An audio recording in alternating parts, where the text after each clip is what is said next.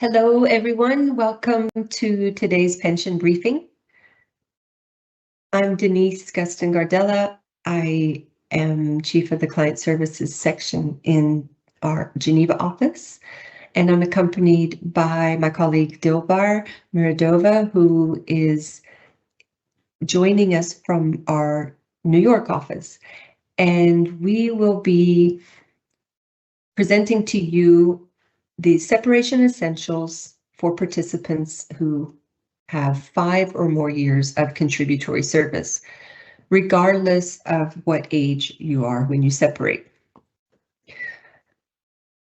I'll be providing the presentation, and we'll have 2 periods where we'll open up the Q&A, where you can put some questions to us. We'll stop and answer these questions live. And so one session will be announced in the Q&A, so look out for when that is announced, and then you can put some of your questions in. Then at the end, we'll have another period where the Q&A is open and you can put questions there for us to answer at the end. There will also be a survey that is sent through the Q&A, and we ask if you would please open that survey and fill it so we have some of your feedback on how we can better serve you and tailor these pension briefings to your needs. When you do ask your questions, please keep them a bit general. If you ask something very specific about your own situation, which would really require us to look in your file, and we would not be able to do that today during the briefing. So please try to keep your questions general enough that we'll be able to answer them live today. Okay, so before we get started, I just want to remind you that today's session will be recorded, and the presentation along with the recording will be available to you on our website. I'll show you later where you find these resources, but you'll also have the session link in this presentation. Last week, we went over those who are separating with less than 5 years of contributory service, and today we're focusing on those of you who will have at least 5 years of contributory service when you separate. Today's presentation is in English. The same topic will be tomorrow at the same time as now, but in French. So if you are interested in attending this same topic in French, that will be tomorrow. Any of the information that's provided during these briefings are to provide you with information about your pension, but if there is any inconsistency between the information and the fund's regulations and rules, please know that the regulations and rules are the authoritative source and take precedence. We try to make this information more accessible and understandable by talking to you and answering your questions in these sessions.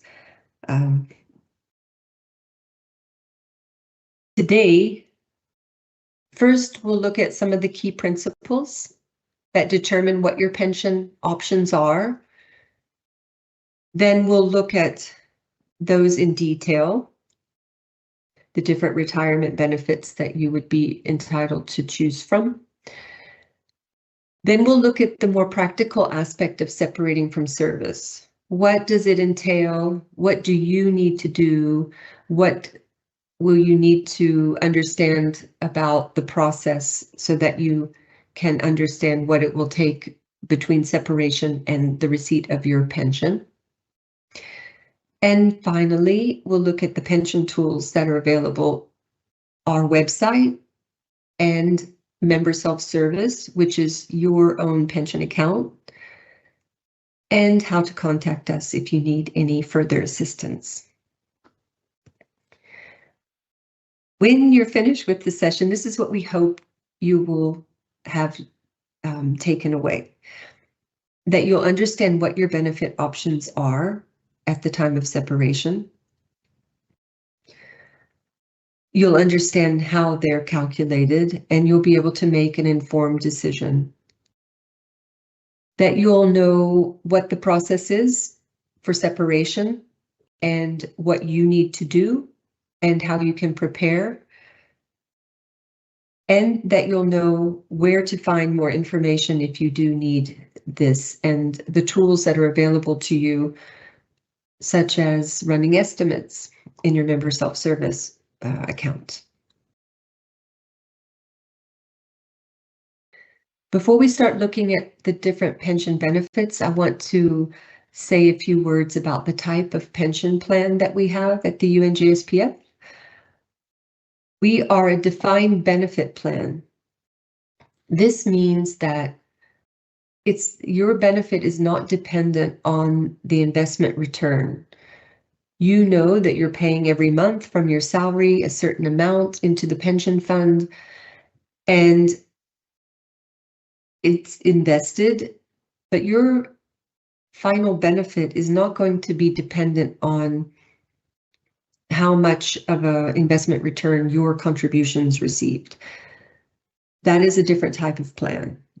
That's not the same type that we have here. So the defined benefit plan means that you will already be able to see the type of pension benefit that you will be entitled to at your separation date. And it's not going to be dependent on investment return. So your retirement income is guaranteed, and the amount that you'll receive is going to be based on your length of contributory service and your average earnings level, say. I'll talk to you in more detail about pensionable remuneration, which is part of the calculation of a pension benefit. So in the defined benefit plan, the contributions that you pay from your salary and those that your employer pay on your behalf go into a pool along with the investment income.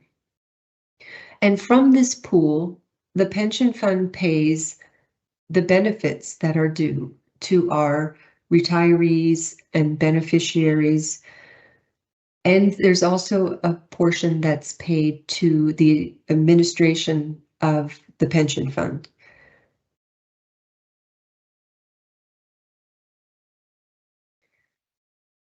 Some of these elements about the way the defined benefit plan works will be brought up as I discuss some of the benefits and the calculations. We're going to look at some of the key principles that determine your entitlement from the pension fund. So I mentioned that your benefit is based on, among other factors, your length of contributory service. This session is about those who separate with at least 5 years of contributory service. When you have 5 or more years, you are vested, meaning you have a right to a monthly pension benefit for life. The type of benefit will depend on your age at separation. But when you separate with at least 5 years of contributory service, you know that in our plan, you will be eligible to choose some form of a retirement benefit. You could also decide, or instead of a retirement benefit, decide to choose a withdrawal settlement. That was the topic of last week's session. For those who have less than 5 years when they separate, that's their only benefit option.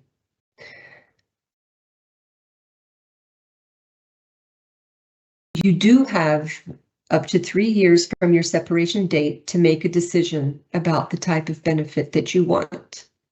So if you have several options, You don't have to immediately decide. You do have up to 36 months from your separation date to make a benefit election or to receive payment.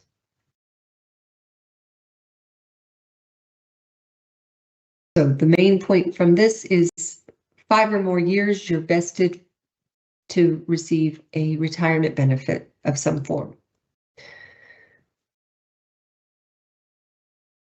Now, your date of entry, the date you started contributing to the pension fund, will determine at what age you can separate and be entitled to a monthly benefit. We talk about normal retirement age. That is an age at which you would be entitled to a full retirement benefit for life. And it's payable from the date after separation from service. But you have to work up until this normal retirement age. So if you started contributing to the pension fund before January 1st, 1990, your normal retirement age is 60.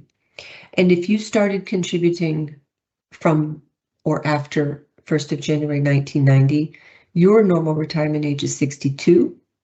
And for those who more recently started participating on or after January 1st, 2014, you have a normal retirement age of 65.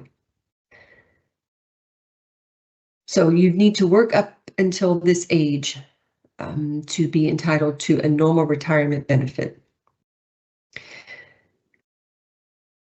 You also have something called an early retirement age, which is the age at which you can separate and already receive an early retirement benefit.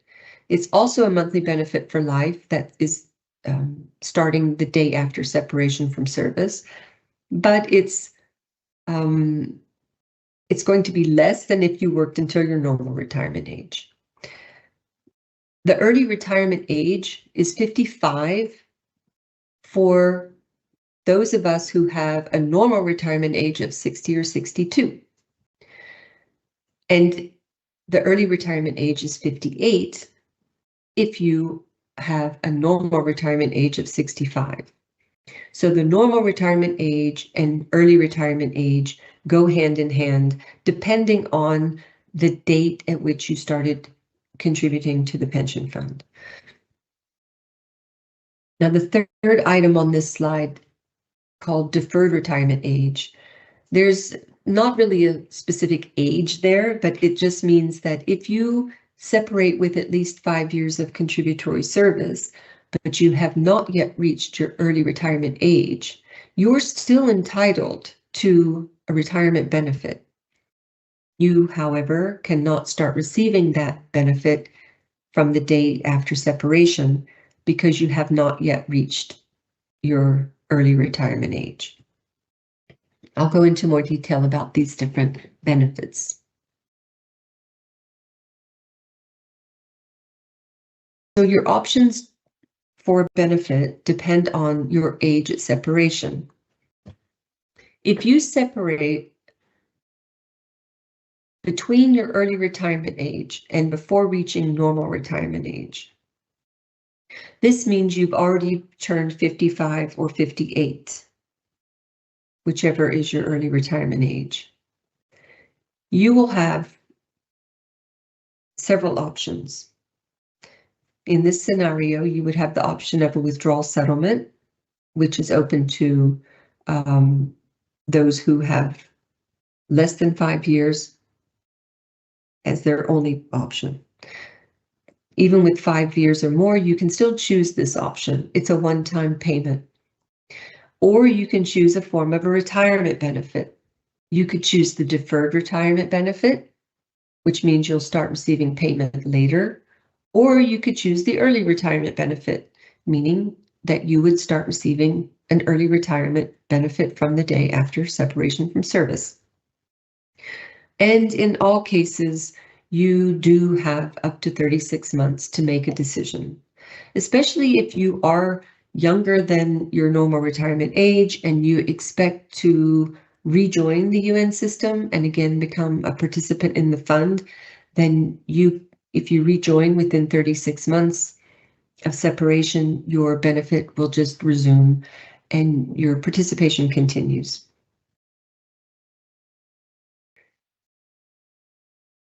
In the second scenario, if you separate from service and you've already reached your normal retirement age of 60, 62, or 65, as the case may be, you will only have one option, and that is a normal retirement benefit. So this withdrawal settlement option is no longer open to you, and there's no other type of retirement benefit open to you. It is only the normal retirement benefit. So we've looked at length of contributory service and age at separation.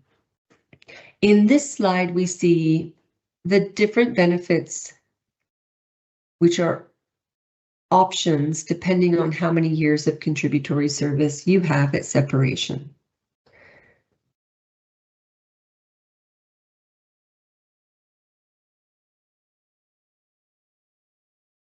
In these scenarios, we've got 3 examples. The principle is the same in all 3. On this slide is scenario 1 about normal retirement age of 60, and scenario 2, normal retirement age of 62. And on the next slide is normal retirement age of 65. The principle is the same. If you separate with at least 5 years of contributory service and you're younger than your early retirement age, you will have the option of a withdrawal settlement or a deferred retirement benefit. Once you've reached your early retirement age of, in this example, 58, you will have an additional option called the early retirement benefit. So you'll have 3 possible benefits to choose from. And this will be the case if you separate at least your early retirement age, but not yet having reached your normal retirement age. You can only choose one of the benefits. Once you've reached your normal retirement age at separation, then you will have just the one option called normal retirement benefit. So that's how age affects what your options will be. Now, what should you do prior to separation? This is practical advice for anyone, regardless of your age at separation. We suggest that you check your annual pension statement, which is inside your member self-service account. And this will give you an overview of your status with the pension fund, and it shows your contributory service and the amount of contributions that you paid from your salary to the fund. We also suggest that you run an estimate or more of your future entitlement, and you do this from inside your member self-service account. When you run an estimate, you'll put your separation date or your expected separation date in the future, and that will look at what age you'll be at that date and will provide you with the benefit options that will be available to you.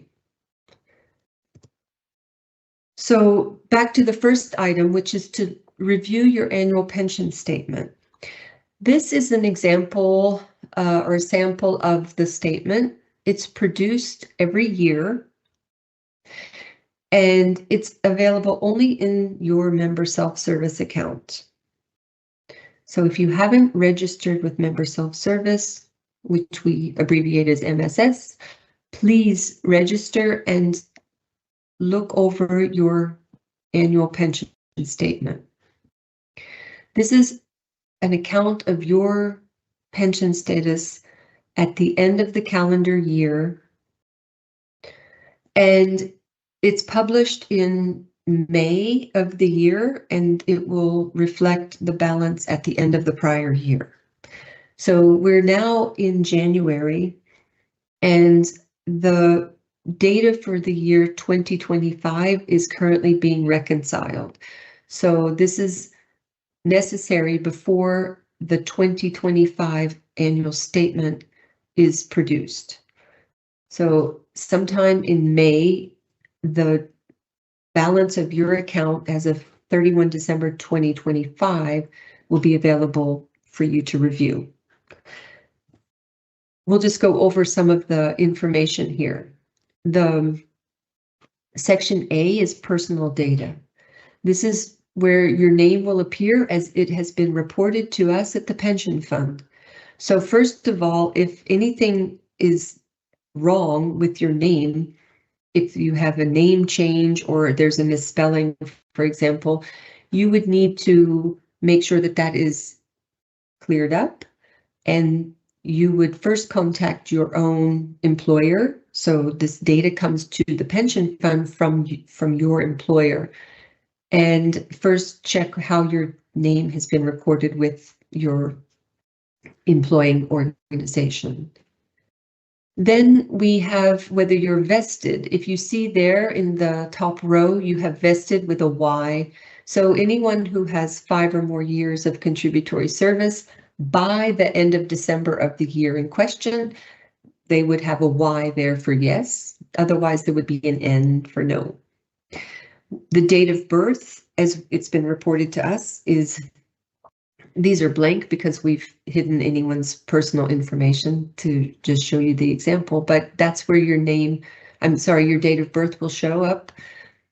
And again, if there's anything that's not accurate, you would need to correct that first with your employer, who will then transmit the correction to the pension fund. Your gender, your marital status, and then your category of your contract, your pension number, and then at the far right, you see NRA, normal retirement age. So on this example, it's age 62. This is where you'll also find what your normal retirement age is.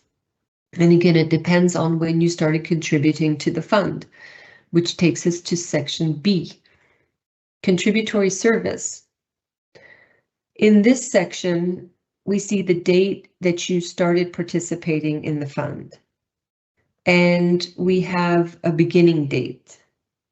So in some cases, it might be different. Most cases, it will look the same, like in this example. But if you have an example where you restored or validated a period of service, then you will have 2 different dates. And I'll go over that a little bit more, but just to say you should check the dates of your entry into participation in the fund. And then at the bottom of Section B, you will see the total number of years, months, and days that you contributed to the pension fund.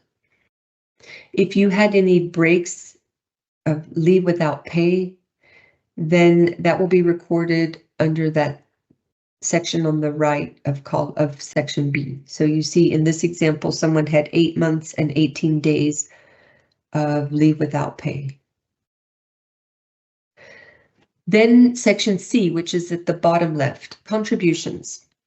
This is going to be reflected in US dollars because the UNJSPF is a dollar-based pension fund. Your pension is reported to us in dollars, even if you are paid in a local currency. The amount that you contribute from your salary is converted to dollars and reported to the fund. So the balance here from the prior year is recorded, and the compound interest which it accrued is also listed. Your contributions from your salary are what are reported here. This does not reflect any contributions made by your employing organization, just the ones that you yourself have paid. Your contributions accrue compound interest at the rate of 3.25% per year. So you see the balance of contributions and interest, and then the current year contributions, and at the bottom, the balance at the end of the calendar year. Then in Section D, if you did have a period of validation or restoration, it would be reflected there. And in this case, it's blank. So the person had not restored or validated any period. Then section E, your pensionable remuneration. Pensionable remuneration is an amount that is used just to calculate how much you pay in pension contributions. Your pensionable remuneration rate will depend on your level and step. It's not your salary level, it's not your amount of salary, but the scales are set up in a similar way to your salary scale. So depending on your grade level and step, you have a particular pensionable remuneration rate. And that amount is used to calculate how much you pay per month to the pension fund. So your contributions are 7.9% of that pensionable remuneration rate. If you're paid in a local currency, if you're a local staff member and you are receiving your salary in a local currency, you will find the pensionable remuneration rate, often it's in your salary scale, called the gross pensionable remuneration. If you're a professional staff member, you have one pensionable remuneration scale worldwide, and it's reflected in dollars. So on this annual pension statement, the pensionable remuneration rate is reflected in dollars. That means that if you're a professional or higher category, you will see the pensionable remuneration rate on the scale, which is determined by the International Civil Service Commission, and you can find these scales on their website. If you're a local staff member, there's going to be a conversion from your local currency to the US dollar, and that will be fluctuating maybe even month to month. And here in this section, you'll see what your pensionable remuneration rate was and how many months that rate was applicable, for as many as can fit in this section. So please have a look at this statement, and we also have a tutorial on our website which takes you through what I tried to explain, and you can study it. If you have any questions, of course, you can always reach out to the fund. The second thing we suggested you do to prepare for separation is to run an estimate. You'll need to be in your member self-service account to run an estimate, and in this example, the person put in a separation date when they were not yet at their early retirement age, but they had at least 5 years of contributory service. So they see two options: a full deferred retirement benefit or a withdrawal settlement. And then as another example, another type of estimate, if someone puts in a separation date when they would already have reached their normal retirement age, then they have only one option, which is called full normal retirement. And I'll go into detail about this, but you have the option to take it as a monthly benefit, or you can take part of it as a lump sum and the rest as a monthly benefit for life.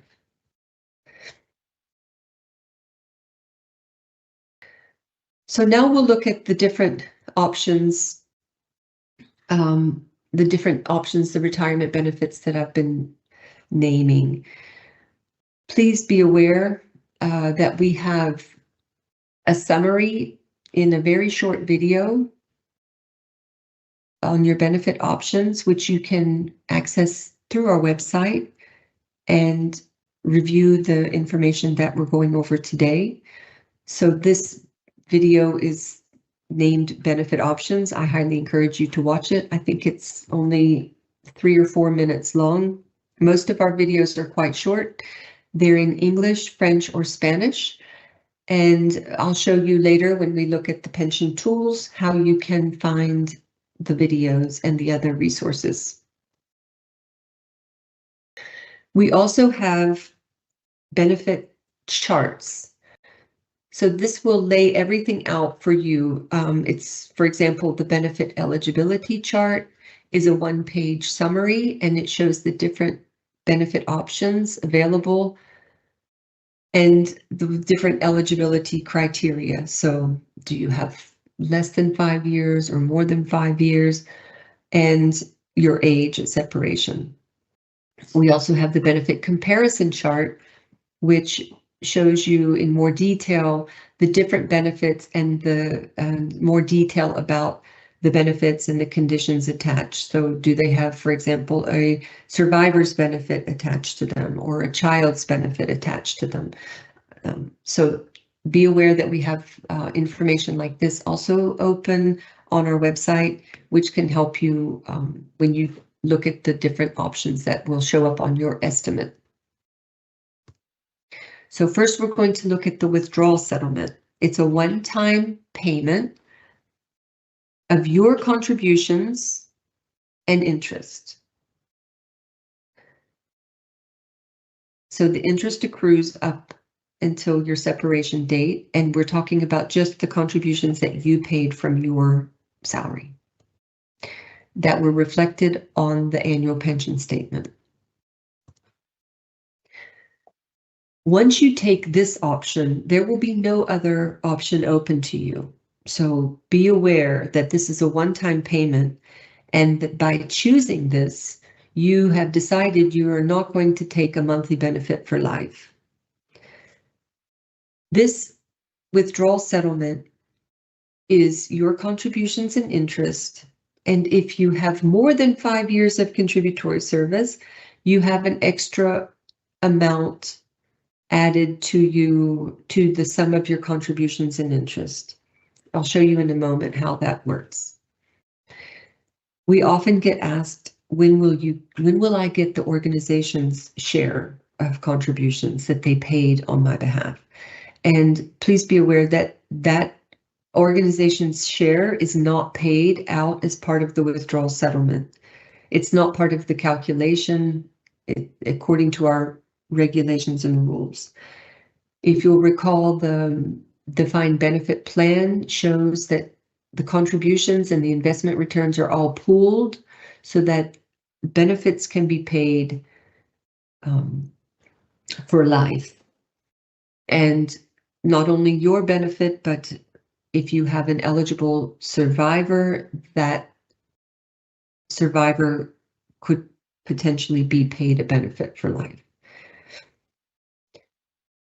Now, the way to request the withdrawal settlement is to fill out the payment instruction form, choosing the withdrawal settlement option. We'll look at the payment instruction form a little later in the separation instructions of this presentation. But let's look at how the withdrawal settlement is calculated. If you have fewer than 5 years of contributory service when you separate, then you're going to get the total of your contributions, which in this example is $20,000 US, with the compound interest, which here is $5,000. And that will be paid to you as your withdrawal settlement. So you're getting back what you contributed plus interest. On the other hand, if you have more than 5 years of contributory service, you will get an extra 10% of the amount of your contributions and interest. So, for example, this participant separated with 7.5 years of contributory service. Their contributions amounted to $40,000 and interest $10,000. That's a total of $50,000. Because they have 2.5 years of service beyond the 5 years, they have a 25% increase or bonus to their contributions and interest. So in this example, 25% of 50,000 would be 12,500. You add that to the contributions and interest amount to have a withdrawal settlement amount of $62,500. And this principle applies up to a maximum of 100% increase, which would require 15 years of contributory service. If you have more than 15 years of contributory service, you still have a maximum increase of 100%, but it's an increase of your total contributions and interest. So the longer you contribute, the more your withdrawal settlement would be, and you would have this 100% increase if you have at least 15 years of contributory service when you separate. So remember, this is a one-time payment, the withdrawal settlement, and you have no other pension options or benefit if you choose this. But I'll say a word about what's called restoration. So let's say you separate with 12 years of contributory service and you take a withdrawal settlement. And then you actually return to the UN system and you're back in the pension fund. You can actually pay back the withdrawal settlement to restore those 12 years of contributory service. And then you would have a new pension account where you would have those 12 years, for example, added to your current account, which would mean you're already vested again. Restoration is not automatic. You have to request it within your first 12 months of being back in the pension fund, and it's a very strict deadline. So as soon as you're back in the fund, you need to be aware of this deadline. If you're separated for any amount of time, that doesn't matter how much time elapsed between the time you got your withdrawal settlement paid to the time you're back in the fund.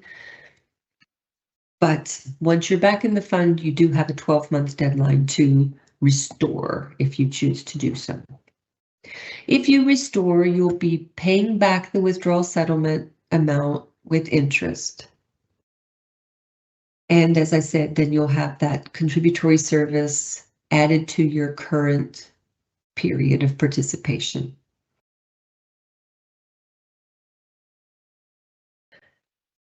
Okay, so now we're going to look at the different retirement benefits, which are monthly benefits for life, unlike this withdrawal settlement, which was a one-time payment. So the monthly benefits are also adjusted for cost of living over time, and they have a survivor's benefit attached to them in the event of your death. So not only are you getting a retirement benefit for life, in the event of your death, it's possible, if you have eligible survivors, that there's a monthly benefit paid to that person, potentially also for life. So we listed three of them. There's the deferred retirement benefit, early retirement benefit, and normal retirement benefit. And they're all monthly benefits. The basic calculation is the same, which I'll go over now, and then depending on what factors are your age, for example, when you separate, you will have different options open to you. But generally speaking, the retirement benefit amount is going to be based on the length of contributory service and your rate of accumulation, which is linked to your length of contributory service. So let's say you have 20 years of contributory service by the time you separate. This number of years is translated into a rate of accumulation. That's part of the calculation of your pension benefit. And we look at your final average remuneration. And the final average remuneration is looking at what I was speaking about, your pensionable remuneration. This amount that your pension contributions are calculated from. It's not your future pension amount, it's just an amount that is used to calculate the 7.9% so that we know how much you need to pay each month to the pension fund. So we look at your final average remuneration.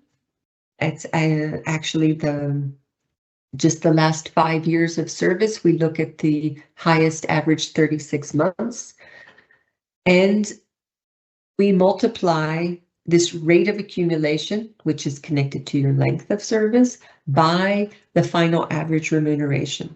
So it's kind of like, and we have it abbreviated here, ROA times FAR. That's basically the longer that you contribute and the higher your level and step and subsequently your pension contributions each month, the higher your annual pension will be. Of course, your age at separation is going to be a big factor, because if you haven't yet reached your early retirement age at separation, you will be eligible only for a deferred retirement benefit. And if you've reached your early retirement age, but not yet normal retirement age, you'll have an early retirement option. And once you reach normal retirement age, that's the age at which you separate, you'll have only that one option of a normal retirement benefit. Now, all pension benefits are calculated in US dollars. So as I said, if you have a salary scale in a local currency, the contributions are then converted to US dollars, and your pension statement, your annual pension statement, will reflect your contributions in US dollars. When you separate from service and you want to take a pension benefit, you can request it to be paid in a currency other than US dollar. So on this slide, we've listed 18 payment currencies, payroll currencies that you can choose to have your benefit paid in. And we actually have information if you're interested in the more about the payments side of things. We have some presentations that I can refer you to on our website where you can see more detail about that. Just be aware that you will have an option to be paid in a currency other than the dollar, but the dollar is the currency of the pension fund. Okay, so with age being another factor, I've mentioned the different options, and we had that scenario where if you separate at certain age periods, you will have certain options open to you. And you will see this when you run your estimates. You'll put in a date of separation, and then the system will calculate how old you will be at that date, and you will have the options in your estimate that will reflect what your options will be. So if you have any question about your options that are there for you, it will be based on the age that you'll be at that date of separation. And based on that age, what options will be open to you, either the normal retirement benefit or early retirement and deferred, or maybe just deferred retirement benefit. Another thing to just keep in mind is, which is on the right side of this screen, the mandatory age of separation is not a pension fund concept. The normal retirement age is, according to the pension fund regulations, either 60, 62, or 65. But your employer might have a mandatory age of separation. This is outside of the pension fund's responsibility or input. If you, excuse me, if you have a mandatory age of separation of 65, which is currently what the mandatory age of separation is at the UN, you might already be eligible for a normal retirement benefit at age 60 or 62. You can continue working until age 65, it doesn't mean that you've lost your entitlement to a normal retirement benefit. You can continue to work beyond your normal retirement age. For pension fund purposes, your normal retirement age means you're already eligible to receive that normal retirement benefit. If you continue to work beyond that age, it's fine. The pension fund will continue to receive your contributions. Your contributory service will continue to grow. And when you finally do separate, you will be entitled to a normal retirement benefit. So please be aware that these two are not affecting each other.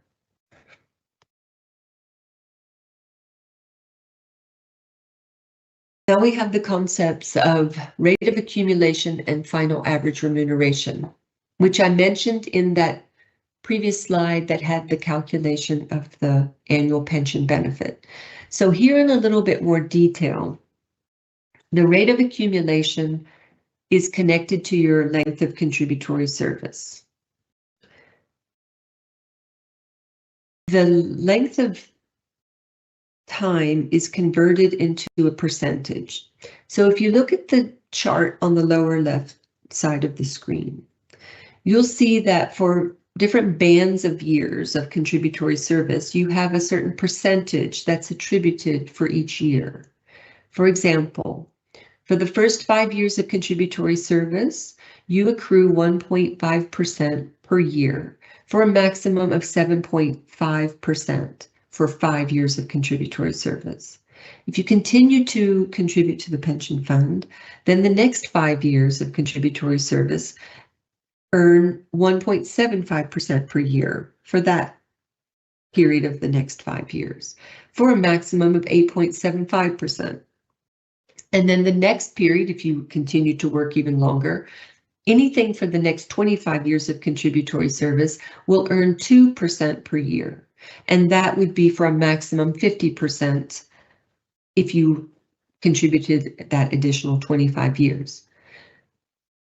This is just to show you how the years of contributory service get converted into a percentage, which is one of the main factors in the calculation of your retirement benefit.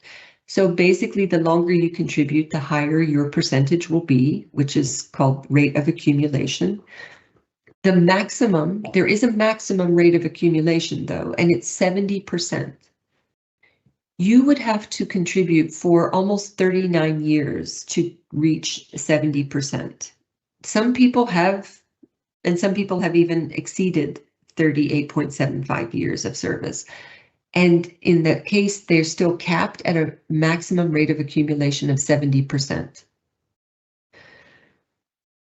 Most people, other people would not reach the 70%. So whatever the percentage is, that is part of the calculation of their benefit to determine what their pension benefit will be. The other part, which we see on the right-hand side of the screen, is your final average remuneration. And we see a part of that annual pension statement that we were looking at. Section E, which shows your pensionable remuneration rates.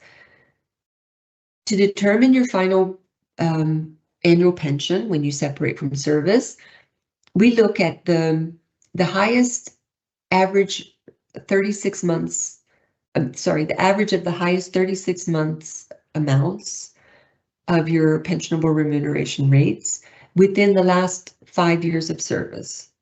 So we don't look through the entire career, we look at the last 5 years of service and we take the highest 36 months rates, and the average then is what's called your final average remuneration. And that we multiply by your rate of accumulation to get the annual pension amount. So we're going to look now at the normal retirement benefit, which is the benefit that you can receive if you work up until your normal retirement age. And we'll look at how the calculation, you'll see the monthly benefit is going to be based on rate of accumulation times final average remuneration, just as we've seen in the in these factors that are the basic calculation. So for the normal retirement benefit, you have reached your normal retirement age when you separate. This is a benefit that's payable from the date after separation, and it's payable for life.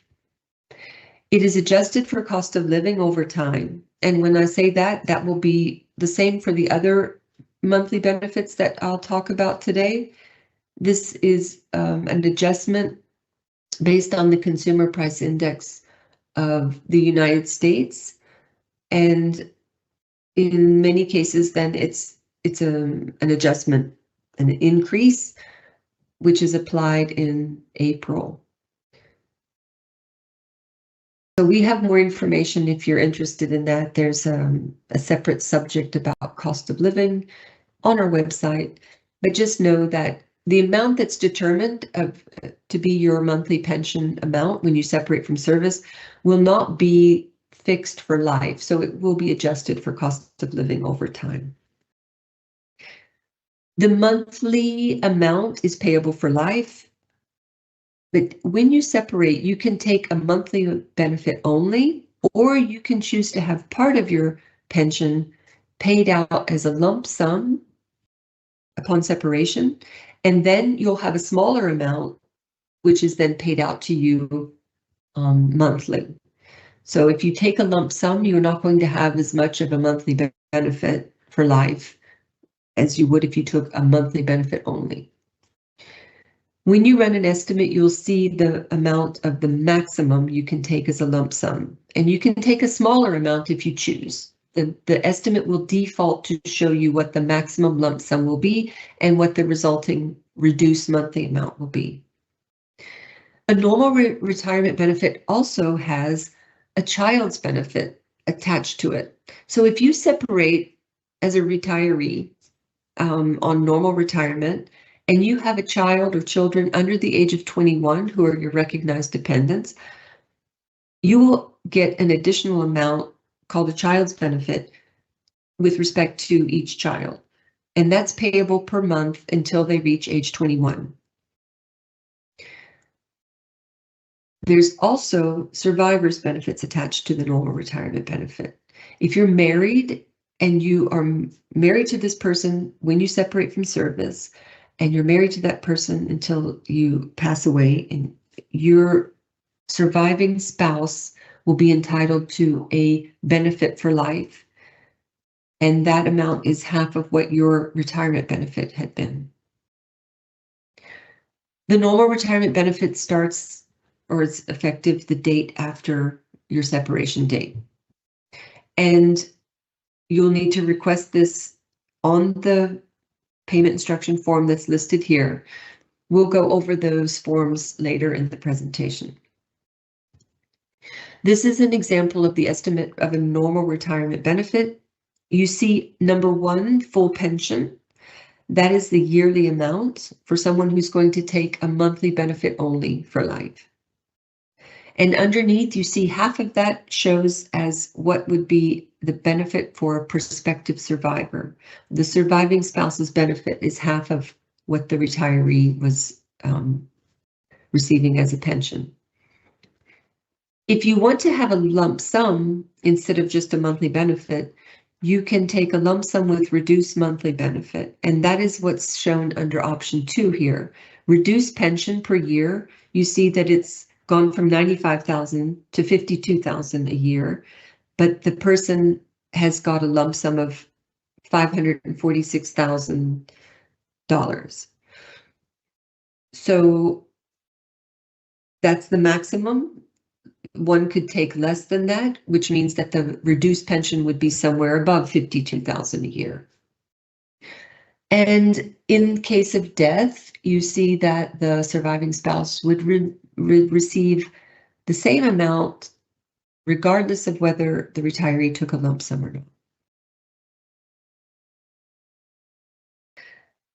Now, we'll go to the next retirement benefit.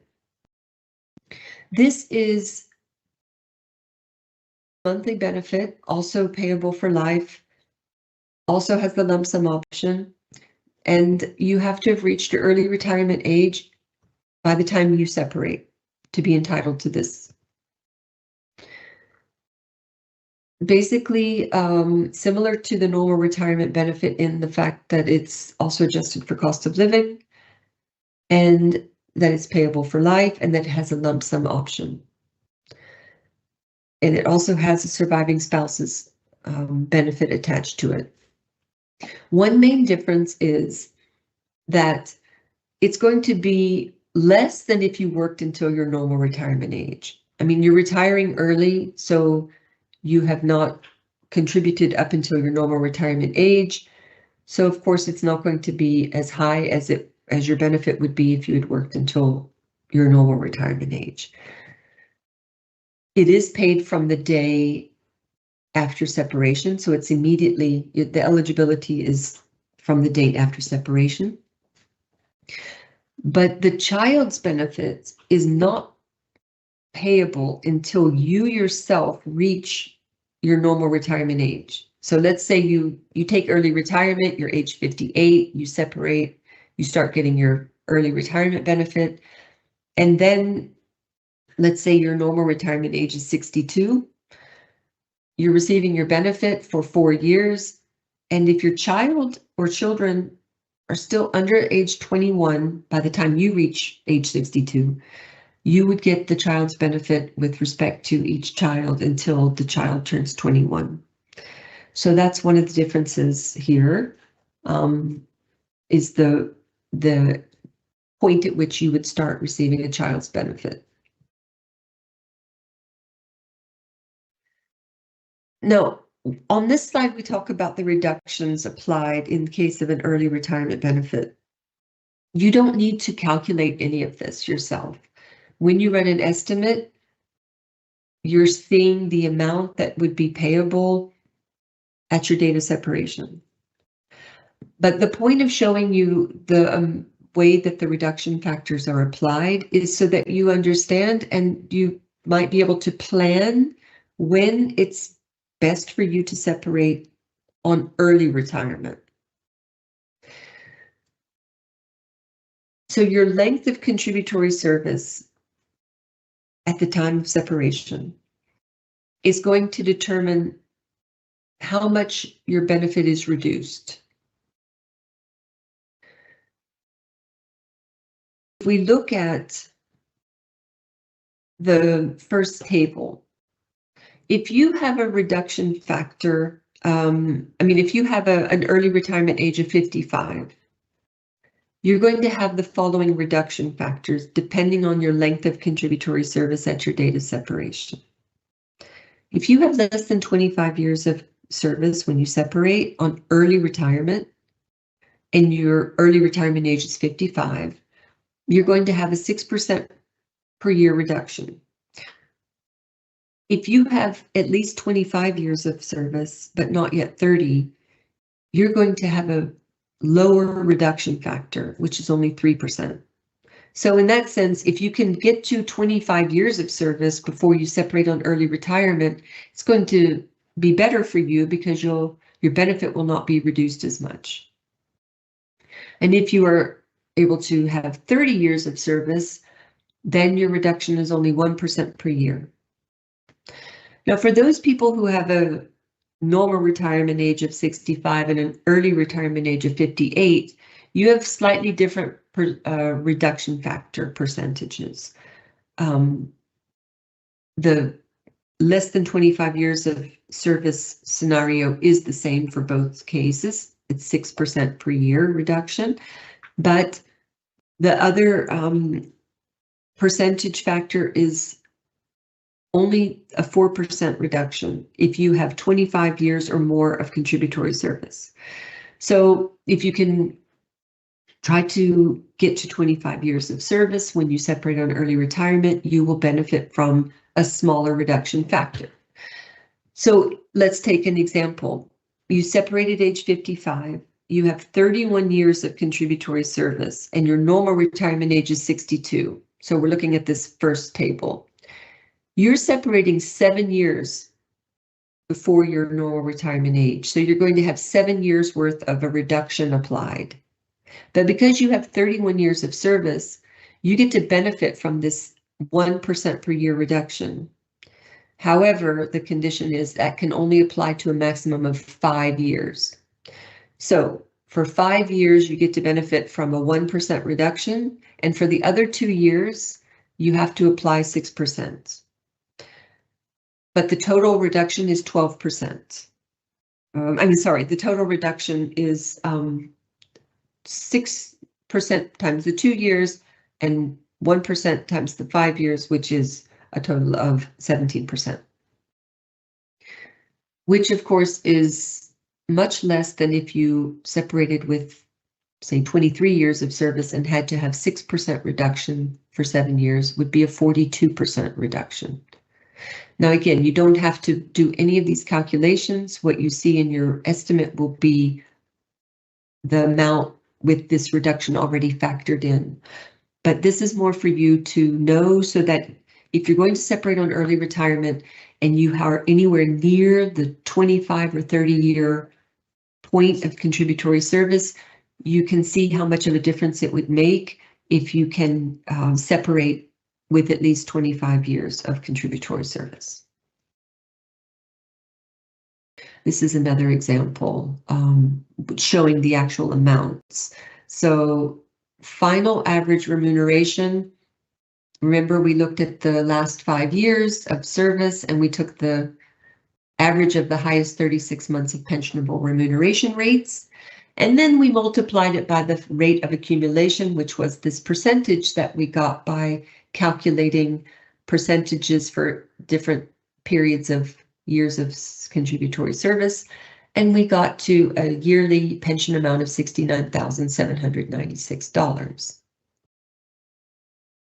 If the person is separating on early retirement and they have less than 25 years of service, in this case 20, then they're going to have 7 years times 6% for 42% reduction, meaning their early retirement benefit, if they separated at age 55, is going to be $40,482. So this, again, it's already factored in when you see the estimates, but this is how it works. And for planning purposes, just be aware of the reduction factors for early retirement. In the estimate, you can see in this example, the person has the option of early retirement with or without lump sum, full deferred retirement, or withdrawal settlement. And next, we're going to talk about the lump sum option, which we saw was in the normal and early retirement benefit. And then we'll look at the deferred retirement benefit. So for the lump sum, the maximum lump sum is 1/3. We say 1/3 lump sum, which is the actuarial value of your retirement benefit. Or if your own contributions and interest are greater, then it's going to be that will be your maximum lump sum. Again, you can choose to take a smaller lump sum. There's a place in the estimate where you put in the fixed amount of your lump sum, and this estimate will generate what your yearly pension would be that you'll get monthly on a monthly basis if you take a smaller lump sum.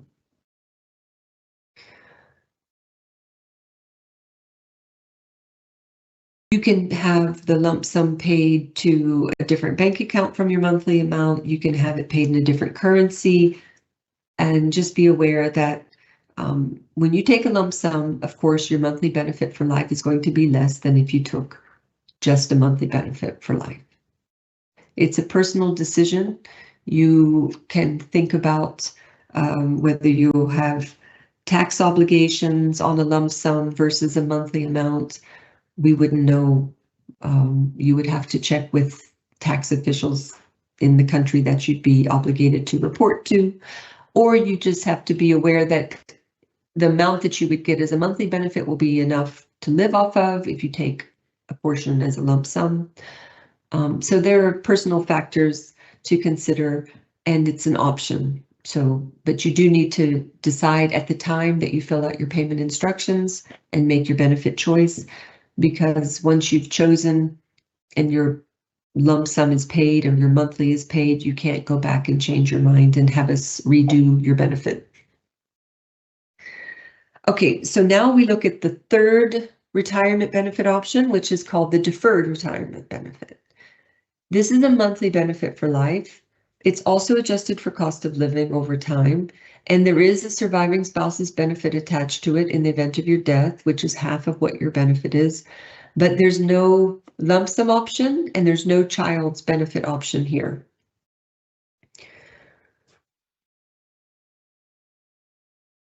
Now, what is it? Again, it's a monthly benefit.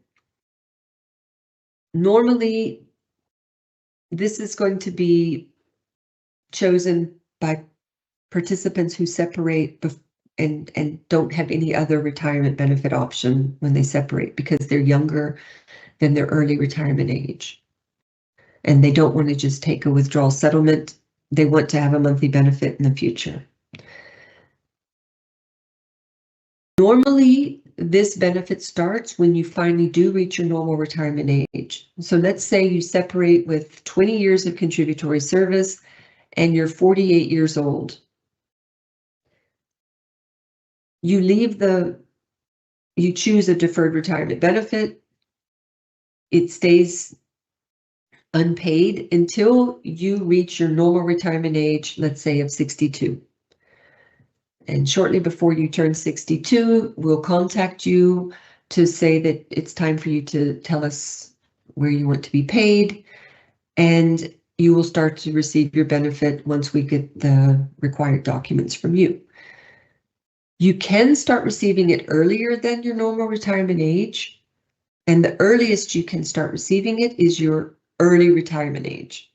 So if you choose to have it paid before you reach your normal retirement age, it will be reduced in the same way that we just looked at with the reduction factors.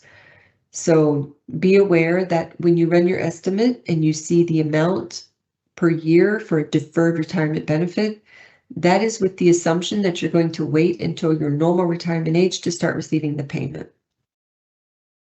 If you want to take it earlier, currently we don't have it built into the estimate for you to see what it would be if you started receiving your benefit earlier, but you can reach out to us to get an estimate if you already separated and you decide not to wait until you're 60 or 62 or 65.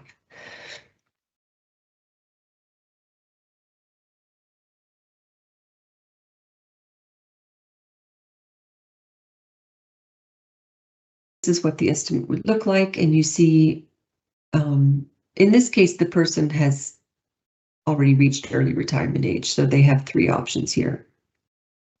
But it is the amount shown, you can see the difference. Full pension for early retirement would be $38,000, but if they take a full deferred retirement benefit and wait until they're 62 to start receiving, it would be $65,000 a year.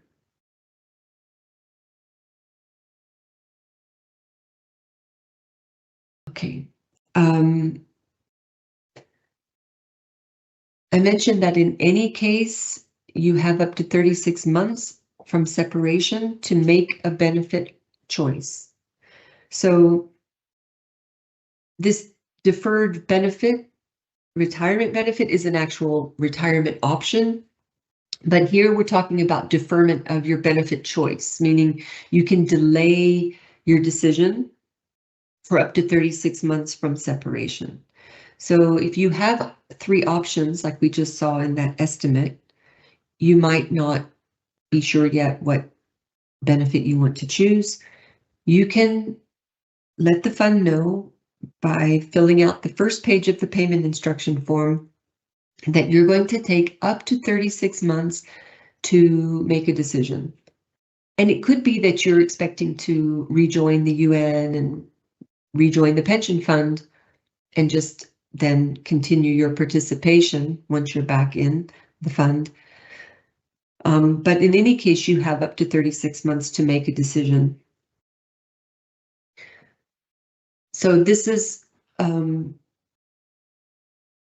where you'll leave the money with the pension fund. You won't receive a payment. You don't earn interest on your contributions during the deferment period. If you do rejoin within 36 months, your participation is considered continuous. And the period between your separation and your new re-entry date is considered a break in service that you cannot pay contributions for. So some people ask if they can contribute to increase their pension, but you cannot pay if you were not a staff member. You can't pay for that period. And once you rejoin the fund, you will not be able to choose payment of your prior benefit. So now you have continuous participation, and you will have to wait until you again separate from service to choose and be paid a benefit. During this 36 months period that you can take to make a decision, you can decide to take a withdrawal settlement at any time in the 36-month period. And if we don't hear anything from you during the 36 months, and by the time the 36 months elapses, and you have at least 5 years of contributory service, we're going to assume that you have chosen the deferred retirement benefit. So be aware that we will deem you to have elected a deferred retirement benefit if you do not submit any payment instructions with a benefit option by the time 36 months has elapsed. And if we still don't hear from you for an additional 2 years, you technically can forfeit. You would forfeit your right to your benefit. So please do not just leave don't not contact the pension fund and let us know what your decision is. We don't want you to forfeit your benefit, forfeit your right to the benefit. And now I think, are we going to open up for some questions, Dilbar, or shall I just finish the next final points? Thank you, Denise, and thank you, colleagues, for submitting your questions. We've received a lot and some very good questions that shows that participants are understanding the material well. Just some clarifications on some points. There were a lot of questions about survivor's benefit, and just to let you know that we do have a slide or two on those. So please stay tuned. Also, a lot of questions on taxation. We also will talk about it, but just a quick overview is that unfortunately, we do not have expertise on taxation, and we do provide just some general information on the topic of the taxation of UNJSPF benefits on our website, and Denise will show you where you can find that information. There's also a guide that was prepared by the tax unit that hopefully will provide you some basic information. However, beyond that, if you have any specific questions about the taxation for your particular situation and in your country of residence, I would suggest start with the UN tax office as a starting point, and then they may provide you further guidance on that.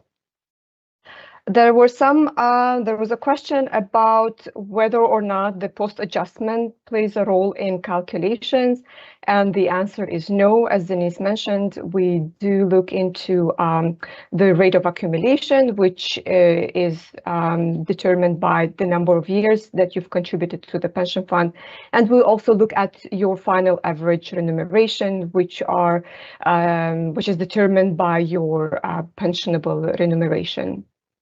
And pensionable remuneration for professional staff, it's the same regardless of your duty station.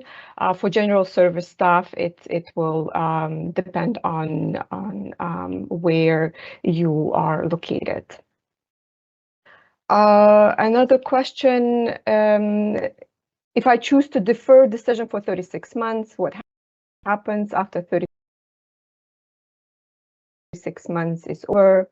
Is there any risk of losing my entitlement? As Denise mentioned, if you at the time of separation have at least 5 years of contributor service and you choose to defer for 36 months, if we do not hear from you within those 36 months, we will assume that you have elected a deferred retirement benefit, which will be payable at your normal retirement age, which is either 62 or 65, depending on when you started contributing to the pension fund. Another question is, I saw a very good question about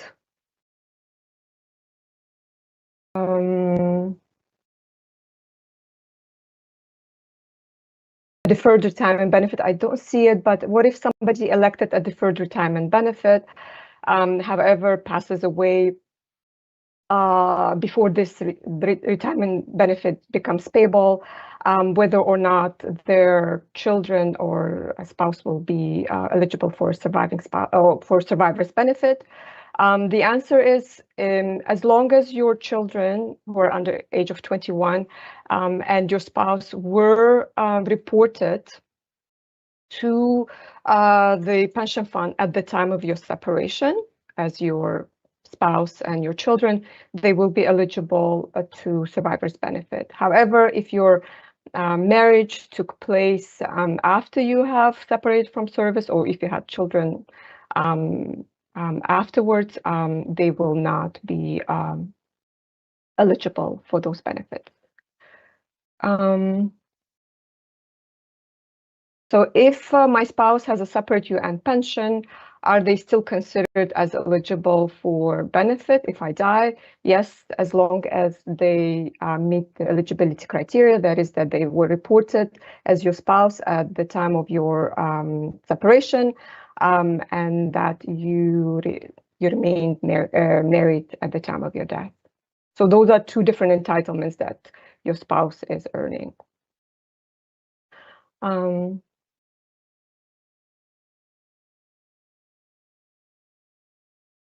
I'm looking. Please explain again when the withdrawal benefits are no longer applicable. So for your group, I'm assuming all of you here have at least 5 years of contributor service. So for you to be eligible for a withdrawal settlement, you need to separate before you reach your normal retirement age. If this is something you are interested in. Once you've reached your normal retirement age and you have at least 5 years of contributory service, the only benefit that you are entitled to is a normal retirement benefit. So no longer a withdrawal settlement option.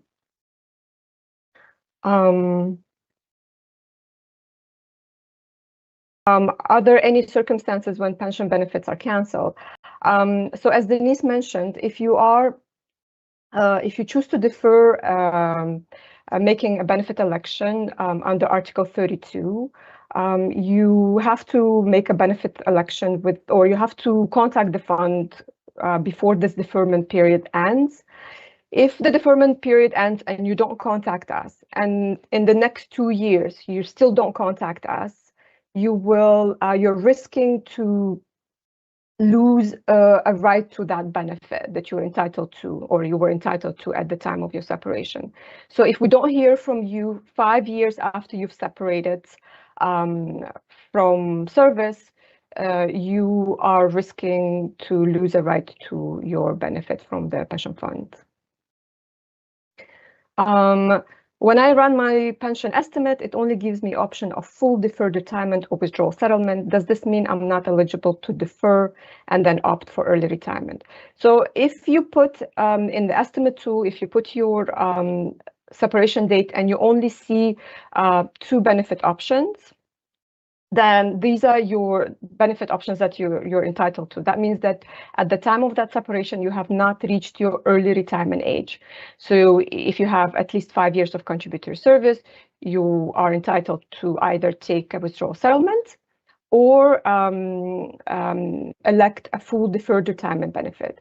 You still have a choice to defer a payout or making an election for up to 36 months.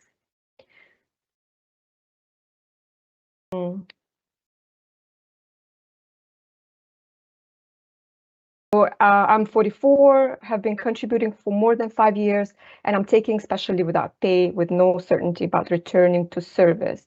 Are my options still the same, i.e. withdrawal or deferred retirement benefit? Yes, that's right. If you have contributed for at least 5 years and you're separating before reaching your early retirement age, and you're 44, so I'm assuming it's your early retirement age is either 55 or 58, so it's a long time. So if you're separating before reaching your early retirement age and you have at least 5 years of contributor service, you only have those two benefit options, either to withdraw or have a deferred retirement benefit payable at your normal retirement age.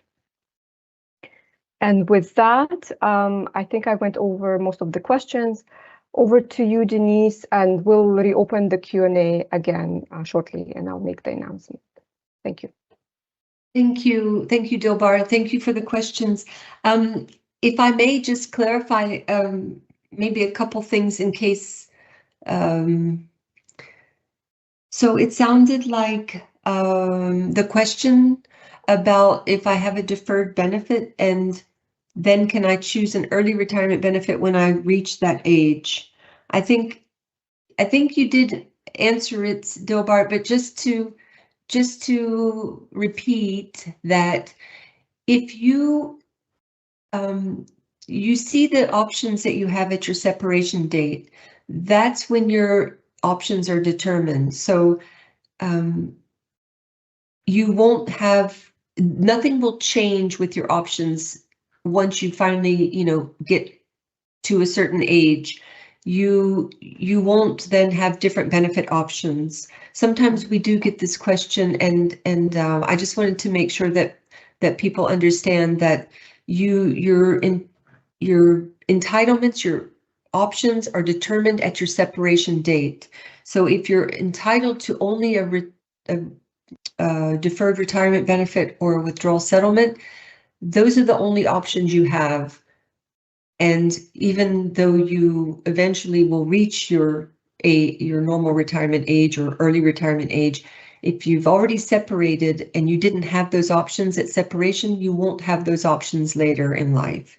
So, and your benefit does not change to a different amount based on having reached those ages later. So the only odd thing was this child benefit that's payable if you have an early retirement benefit, that it's only payable once you yourself reach normal retirement age. But that concept doesn't apply for any type of actual pension benefit.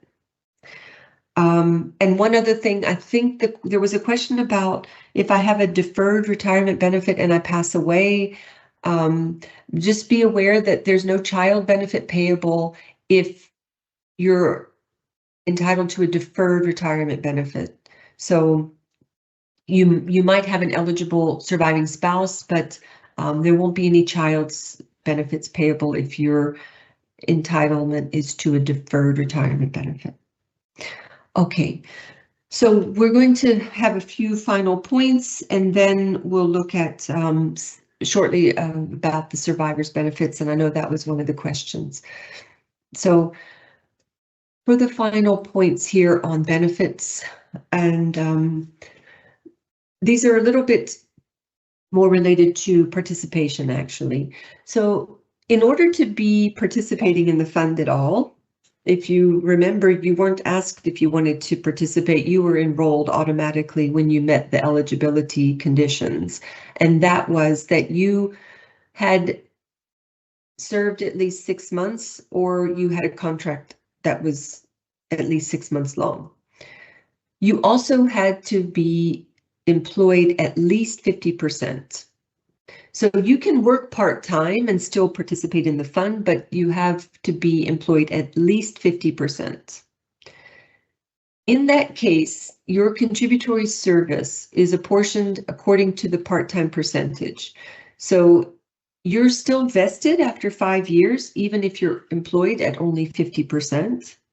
So you don't have to work 10 years to be vested. You are vested after 5 years, but because you're employed at 50%, your benefit amount will be reduced in the same percentage. So you will not have the same monthly pension benefit as someone who worked 100% for the same period of time.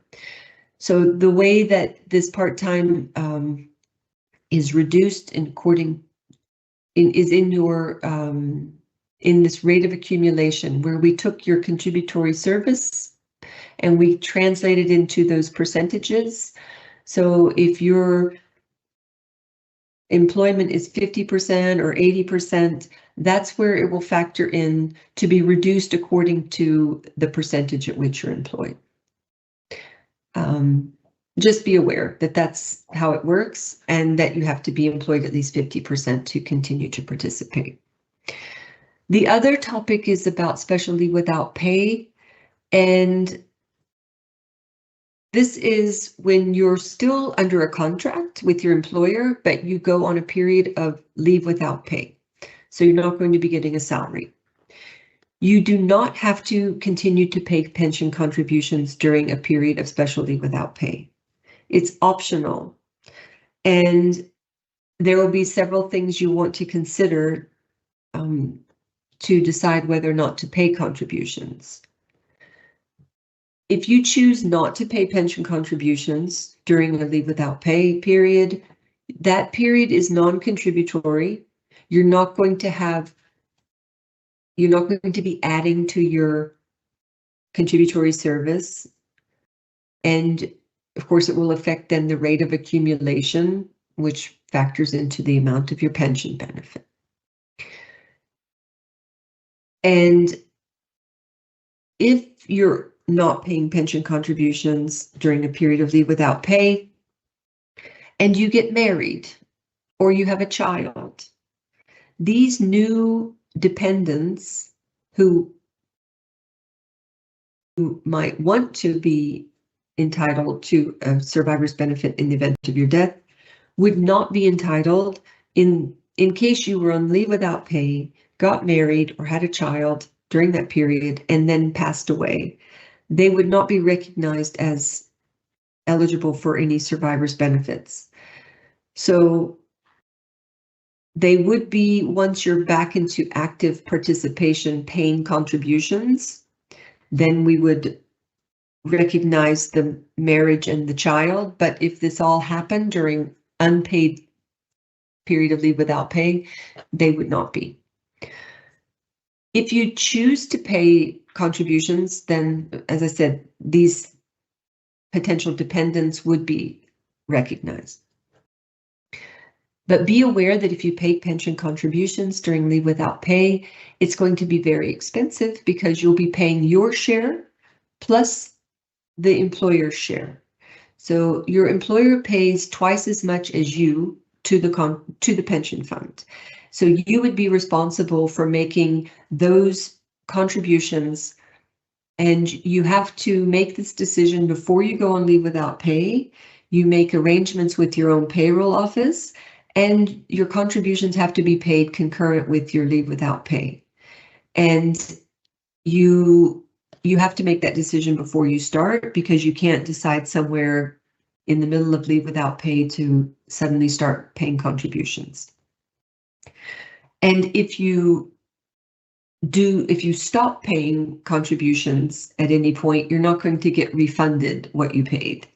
And even more important to know is if you later separated from service and chose a withdrawal settlement, that if you'll recall the way the withdrawal settlement is calculated, it's your pension contributions plus interest and potentially a 10% per year increase.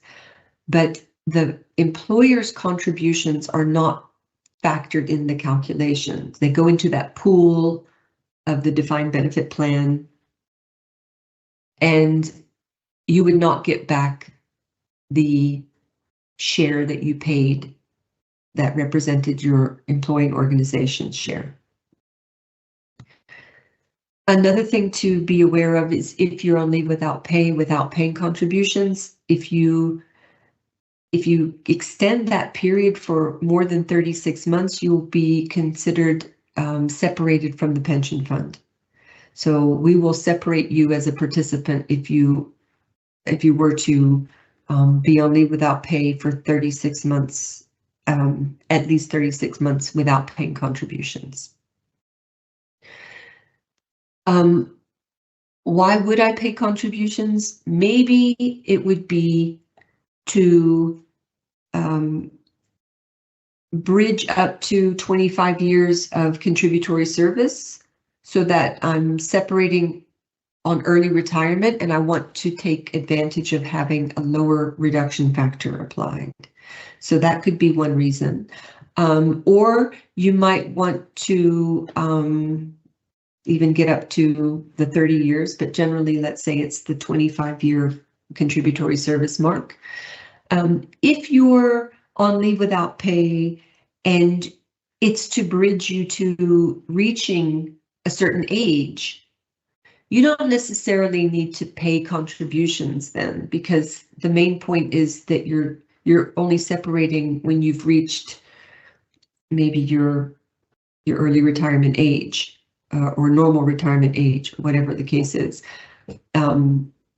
Then you'll be entitled to whatever benefit options are depending on your age at separation.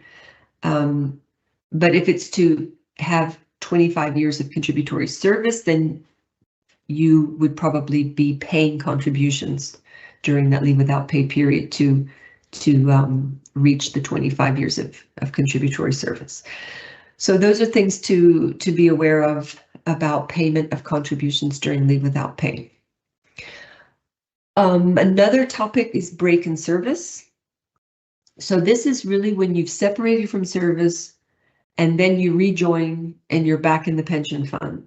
So the break in service means you were not a staff member during that period, during that break, and you cannot pay voluntary contributions during that break.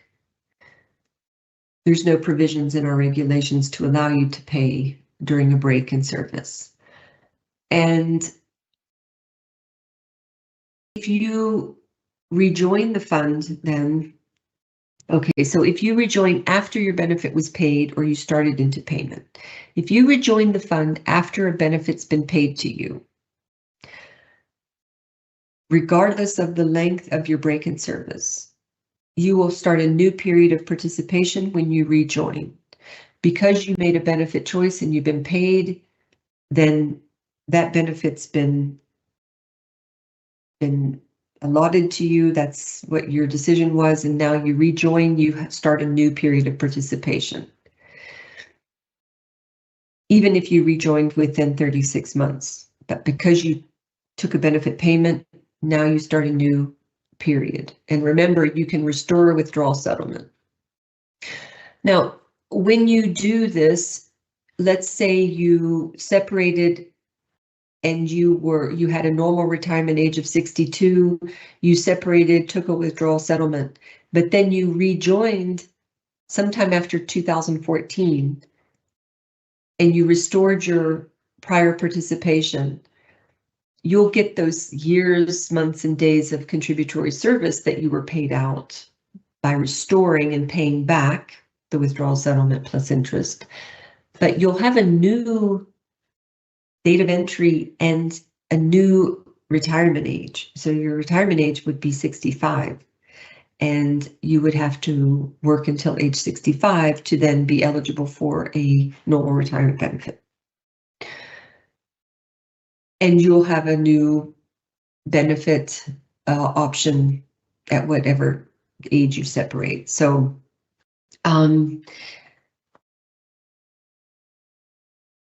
there is something about restoration on this page, which refers to even if you elected a deferred retirement benefit, which is true. If you separated from service and you chose a deferred retirement benefit, which has not yet begun to be paid to you, and then you rejoin, you can ask for restoration of a deferred retirement benefit, but currently it's a new article in our regulations, which is cost neutral, and it's often not beneficial. So most people choose to just keep that deferred retirement benefit that they had from their prior participation, and then they start a new period of participation when they re-enter the fund.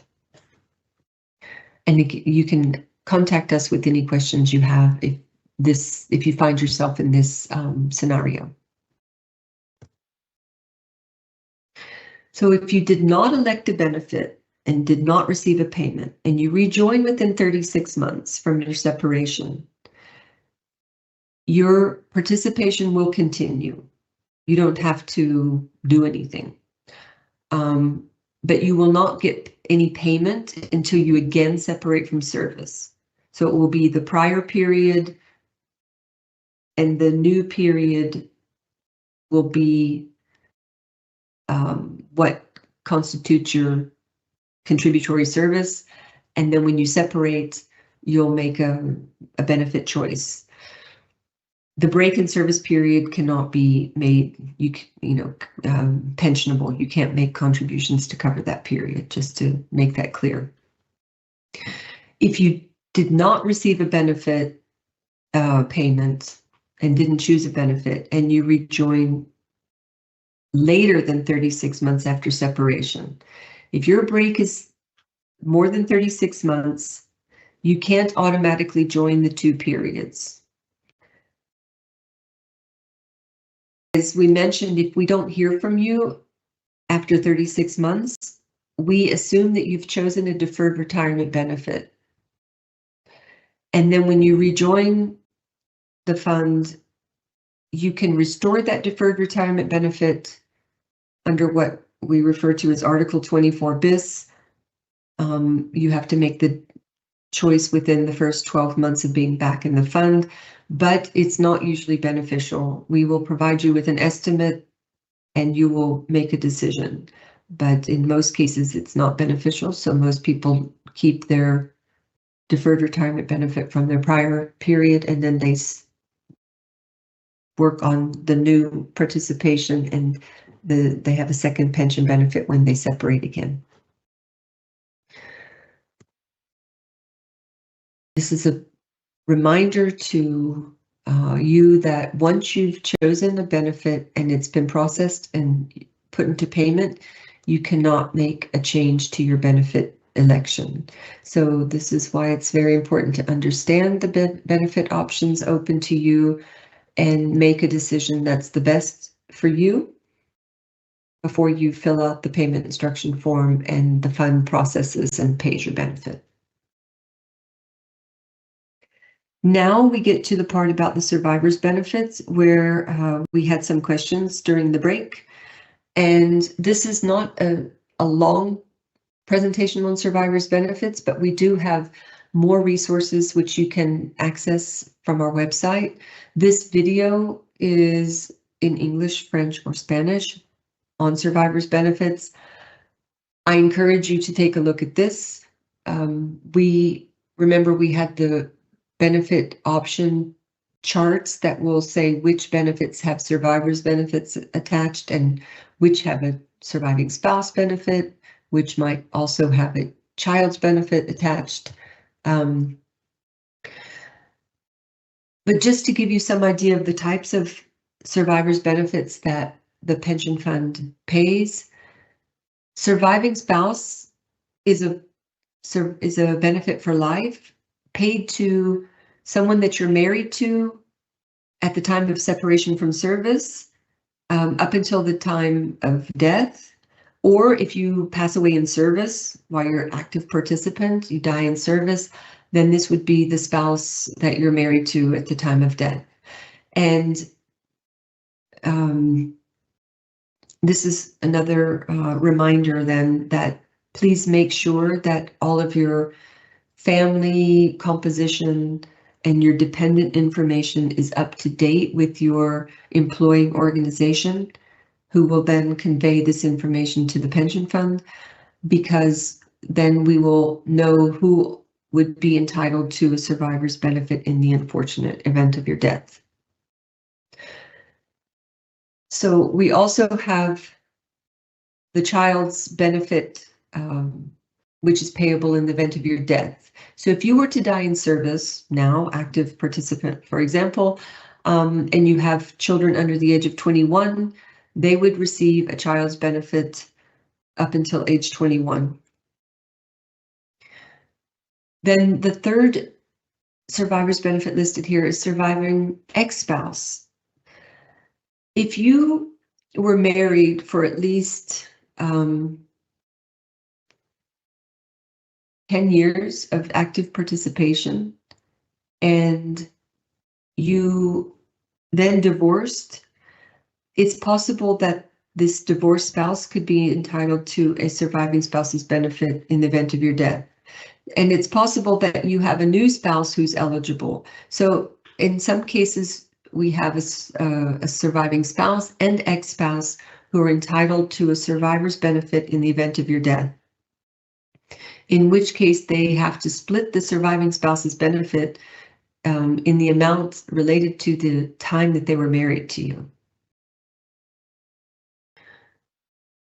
If none of these types of survivors exist in the event of your death, then it's possible you have a secondary dependent. If you have a secondary dependent allowance now as an active staff member, then you are familiar with this type of dependent. It's either a parent or a sibling.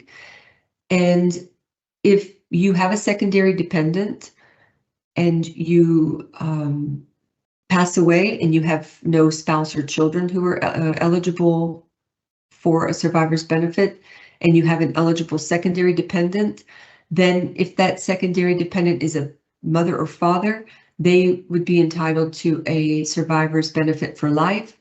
And if the secondary dependent is a sibling, they're entitled to a survivor's benefit until age 21, much like the child's benefit.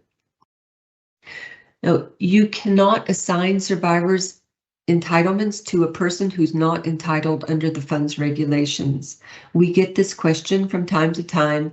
Someone who does not want their spouse or ex-spouse to get a benefit in case of their death, and they want to have their adult child receive the benefit.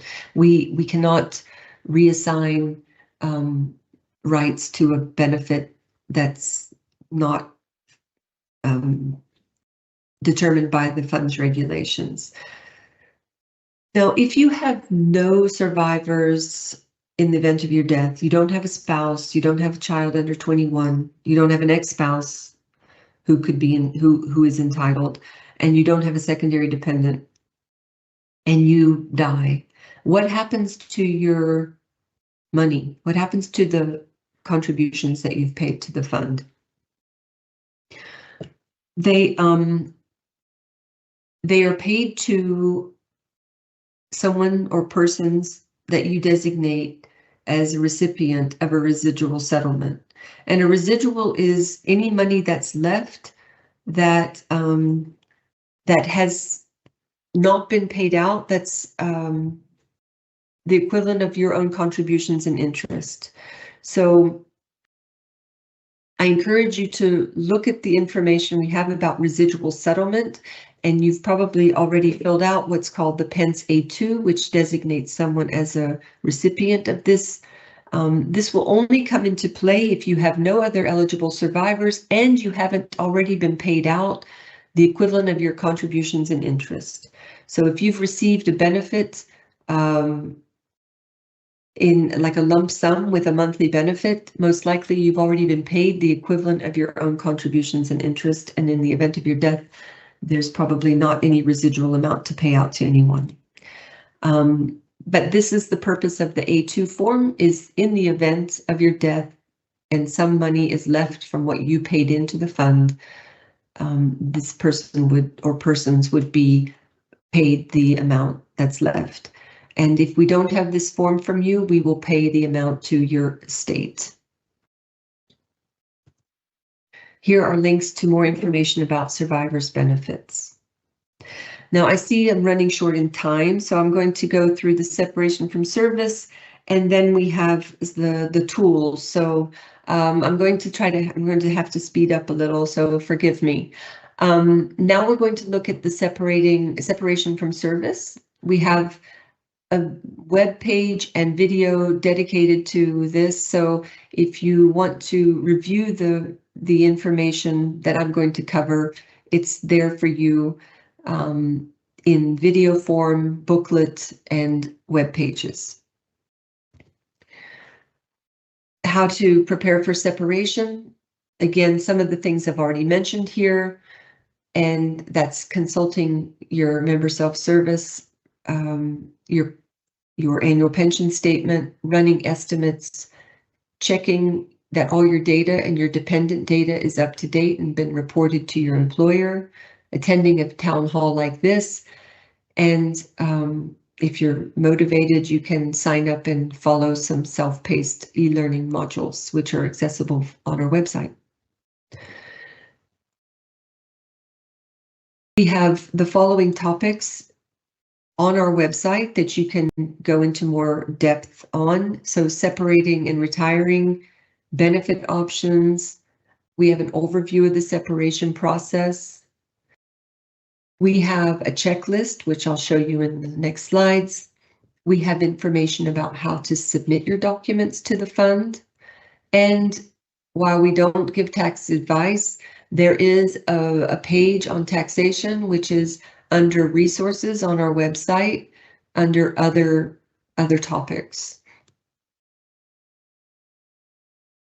This is what it looks like if you're in member self-service and you go to run an estimate. You put a separation date in, and if you want to put in a fixed amount for a lump sum, you put it in the field underneath that. But if you leave it blank, your estimate will produce an estimate with the maximum lump sum available to you. You run the estimate, and then you find the document under the Documents tab. It's in a PDF, so every estimate you run will create a PDF document for you to consult. So if you put in different separation dates, they'll all be saved here for you to go and look at. This is our separation checklist. I've already mentioned most of the things on here about what to do to prepare, and on the right-hand side, the main documents that you'll need to submit are listed. So we need your payment instruction form with supporting documents. The very minimum is a bank statement or letter from your bank that shows your name and account number that matches what you put on your payment instruction form. And we need a copy of a valid government issued ID. If you have dependents, we need additional documents that are listed in the dark blue section on the bottom of the checklist. Marriage certificate, ID document of your spouse, child's or children's birth certificates. If you're divorced or if your spouse passed away, a divorce decree or death certificate of your spouse, and so forth. And then we ask you to submit another A2 form just in case there's no survivor who's entitled to a benefit in the event of your death, that we would pay a residual settlement to that person or persons. So this is the list listed from the checklist, the same that I just mentioned. And the processing timeline. So we need your payment instructions, and from your employer, we need these two separation documents. One is from your payroll office and one is from your executive office or HR. And only after we get all of these mandatory separation documents can we start to calculate your benefit. Once we have all the separation documents from you and your employer, generally within 15 business days, the fund will be able to start processing your benefit. The date that you'll actually get your first payment will depend on where it falls in the monthly payroll cycle. But if any retroactive or lump sum payment, those are made weekly, so it would be shortly after the processing started.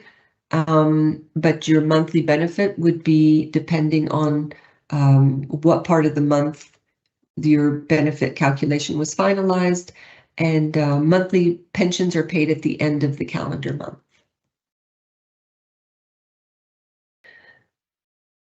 We have tutorials about filling out payment instruction forms.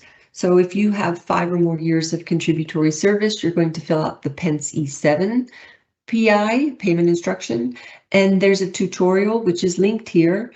It's under the forms section on our website where all of the payment instruction forms are listed. The tutorial you can reach there. We need to have a hand-signed payment instruction form. So we do still expect you to print it out and sign it with ink, with pen, and you can submit the document through member self-service unless you're a member of one of the specialized agencies who do not have this functionality open to their participants. So if you don't see it in your member self-service account to do document upload, then most likely your employer is not having that option open to you, and you'll be instructed by them how to submit your separation documents. If you want to take up to 36 months to make a benefit election, this is page 1 of the payment instruction form. You'll need to just fill out this page, only this page, to say, I want to have up to 36 months to make a benefit choice. On the other hand, if you want to be paid a benefit, then you fill out pages 2 and 3, which I'm going to show you next. This is page 2. You have different benefit options listed, and you can only tick one box. So you need to put your name and one benefit election and date and sign it. And you can only pick an option that you're actually eligible for. So you'll see that on your estimate when you put in your separation date, what your options are, and then you have to pick one of those, and you have to indicate it here on the payment instruction form. Then on the last page, page 3, is where you put all the banking details. You can put a different bank for your lump sum and your monthly amount, or you can have them both paid to the same account. You can choose different currencies if you have a lump sum and a monthly amount. And then we need to know how to reach you, so we need to have an updated or current and valid address, an email address, so we can contact you. And then we need you to date and sign this page, the same as page 2.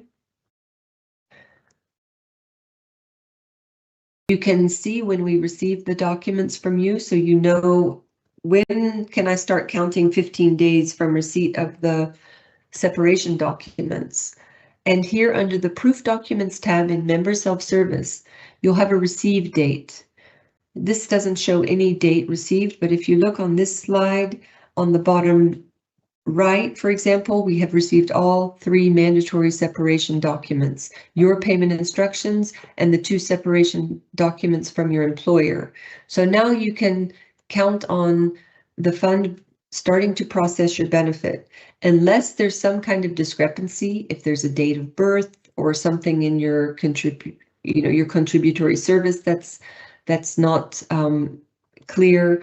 It could create a delay. So this is why we do encourage you to check your annual pension statement, see if anything looks odd about the number of years that you've contributed, or maybe your beginning date of participation and so forth. Now your pension toolkit. The website is unjspf.org. This is what our homepage looks like. The website is in English and French. You see on the top left, you have option to choose a language.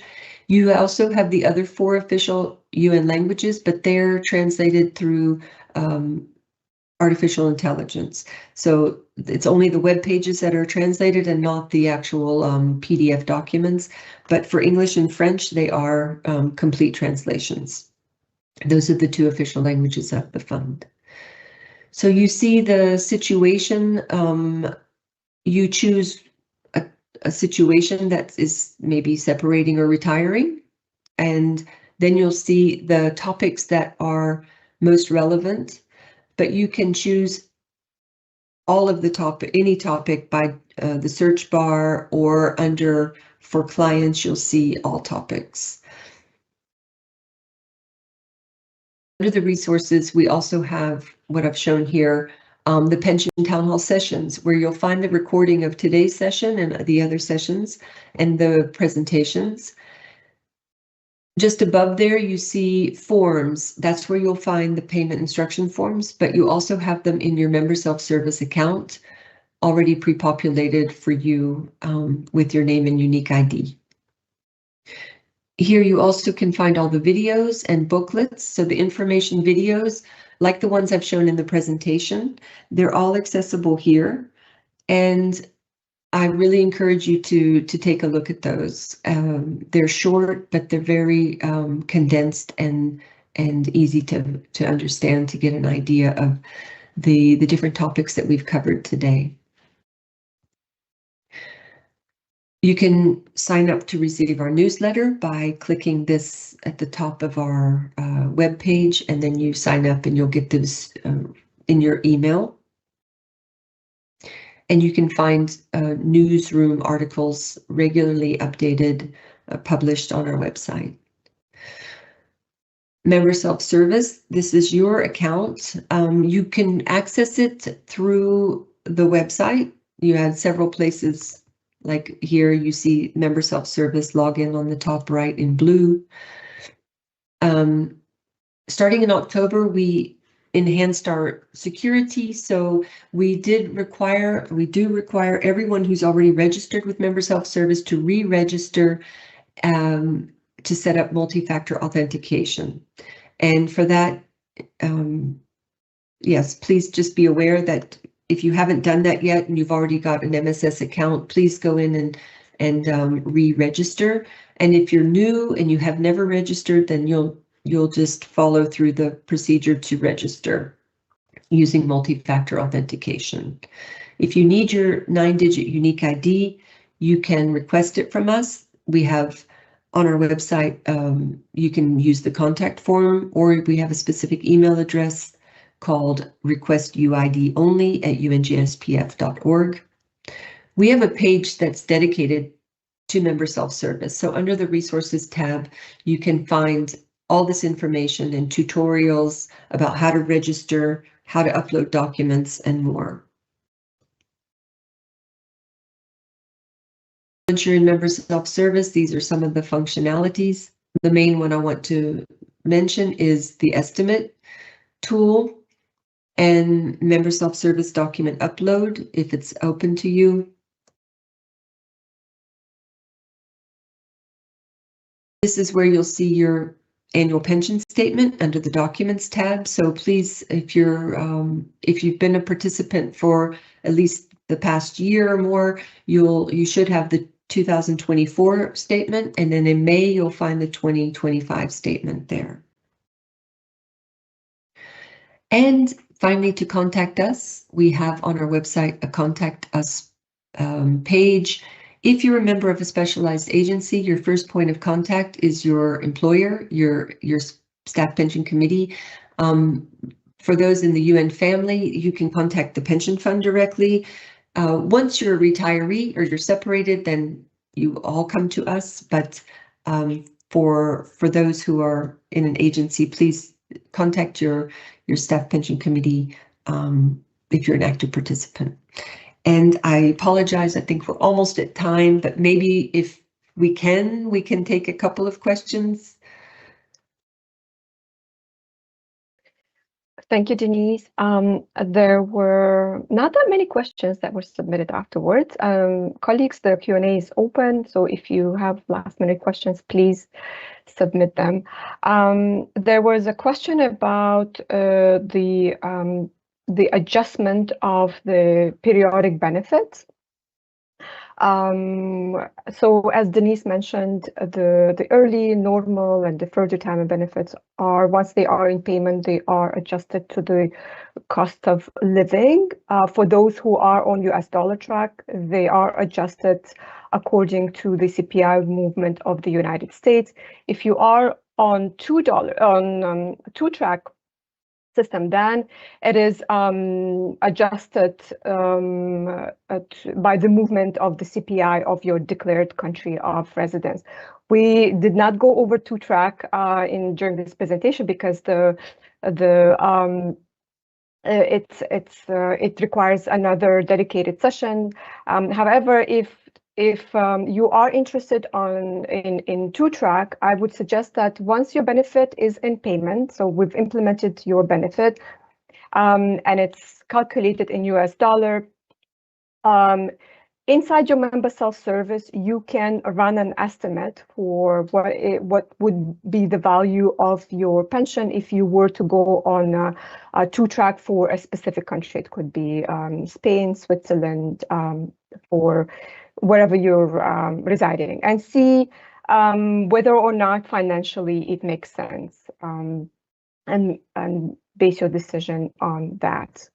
There were some questions on the divorce and how it matters in the context of pension. So I would suggest for that colleague to please contact us using one of the method that Denise showed. You can go to our website and submit a written query, and we can try to help you with whatever statements you may need in your divorce proceedings. Normally, what I've seen, the participants use annual pension statements, or they run also an estimate of their future entitlements at the date of their divorce, and work with those two documents during their divorce proceedings.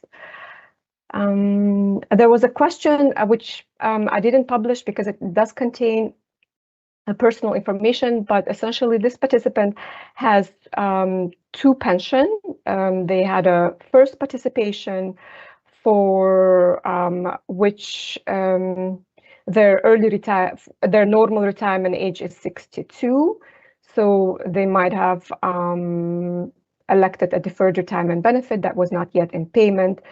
In the meantime, they came back after 36 months has passed. They came back and became a participant of the fund again, and they've started accumulating a second entitlement for their second participation. However, they are turning 62, so the question is, can they keep working beyond the age 62 and start receiving pension for their first participation? If so, under which condition? And the answer is no. You cannot claim your benefit for your first participation while you're still working and contributing to the pension fund. Only after you separate from service, you can start receiving entitlements for then two participations, essentially. There was a question about what if somebody is stationed outside of New York or Geneva, how they can schedule a pension consultation. And the way to do that is to go to our page, UNJSPF.org, click under Contact Us and write us a written query. Just ask for a virtual consultation. Please indicate your availability so we can work with that. But this is definitely something that can be arranged. We do offer virtual consultations. Denise, do you see any questions that I haven't addressed? Thank you. I mean, I see some people who have, some questions more about the solvability of the fund, and yeah, we didn't go into detail about that, but please do have a look at our website. We do have some pages to address these concerns, and just to say that the fund is still considered healthy. We can meet all of our obligations for the projected beneficiaries that will be coming from the current pool of participants. And yeah, I'm sorry we didn't really address that in today's session, but if you don't find the information on our website sufficient, please do feel free to reach out to us through the Contact Us form.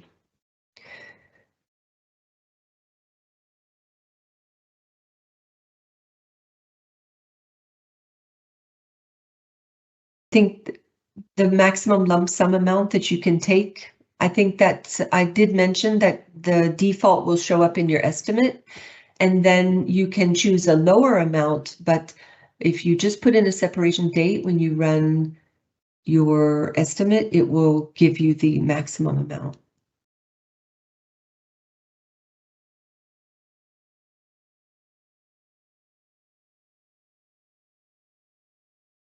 I see a question about conversion of currency, and will the amount be converted once and then that will be the amount paid, or will the amount be converted into the chosen currency every month, so they'll have like a fluctuation? So let's say you want to be paid in euros, and you separate your benefit is calculated in US dollars. If you choose to be paid, say, in euros, we will use the quarterly exchange rate of the UN, and that will be the amount that you'll be paid in euros for that quarter. And then the following quarter, we will look at the next quarterly exchange rate. Then Dilbar mentioned the two-track system. We don't go over that, and we didn't go over it today, but we do have presentations on the two-track system.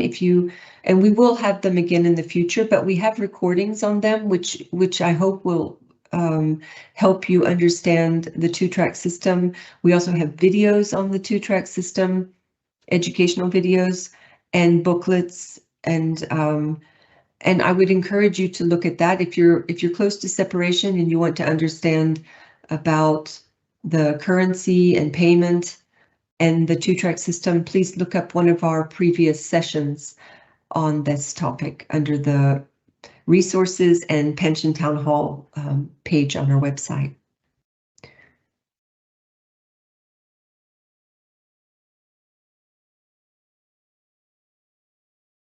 Question about how long does it take to receive payment? I hope I addressed that. It will all depend on whether there's any discrepancies in your records. And of course, first we have to receive all the documents, and then in more than 90% of the cases, the benefit is processed within 15 business days. Any retroactive or lump sum payment is made the following week. These are weekly payments.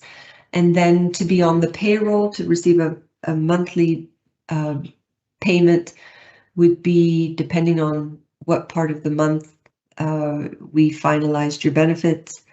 And we have a payroll cutoff somewhere around the 12th of the month. So if you missed that deadline, then you would be on the following month's payroll. So just be aware that when you separate from service, you probably will be without an income for, a couple of months by the time your organization provides the separation documents and your benefits calculated and put into payment. So you do need to plan accordingly.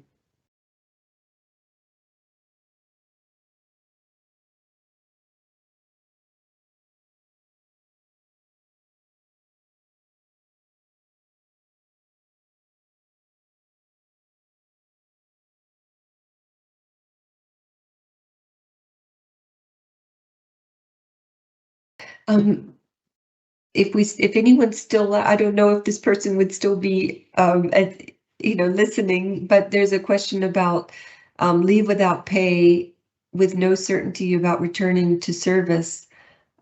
Just remember, if you're on leave without pay for more than 36 months without paying contributions, you'll be separated or deemed separated from the pension fund. So please feel free to reach out to us with your specific questions so we could look at your records and give you more information.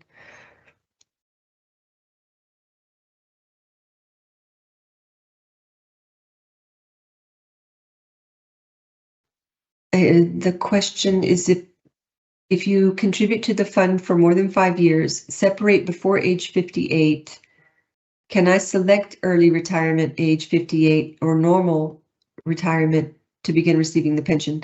No, just to reiterate, your entitlement, your options are determined by your separation date. So if you have not yet reached your early retirement age, you will not have that option. Even later, when you finally get to be that age, if you don't work up until that age, you won't have that option.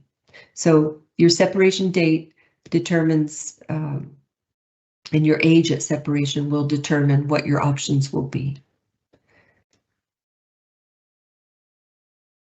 Do you have any other questions there, Dilbar?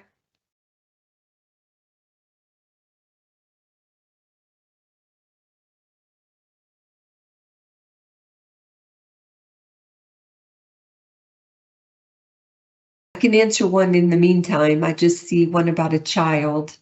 If at the time of separation you don't have any child, but later on life you do have children, are they considered your survivor?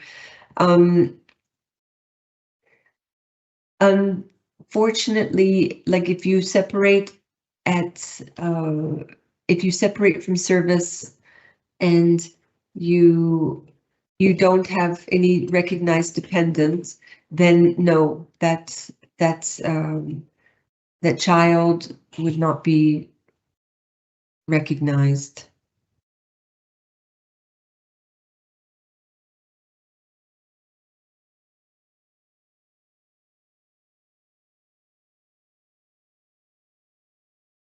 Okay, I'll leave it to you, Dilbar. Maybe just last question. I understand that I can defer the decision about the type of benefit I would like to receive by 36 months. If after 36 months I decide to take an early retirement benefit, is the monthly pension being calculated based on the date of separation or based on the date of making a decision? Am I eligible for ASHA during this 36 months? So again, as Denise mentioned, the benefits that you are entitled to will be determined at the time of your separation.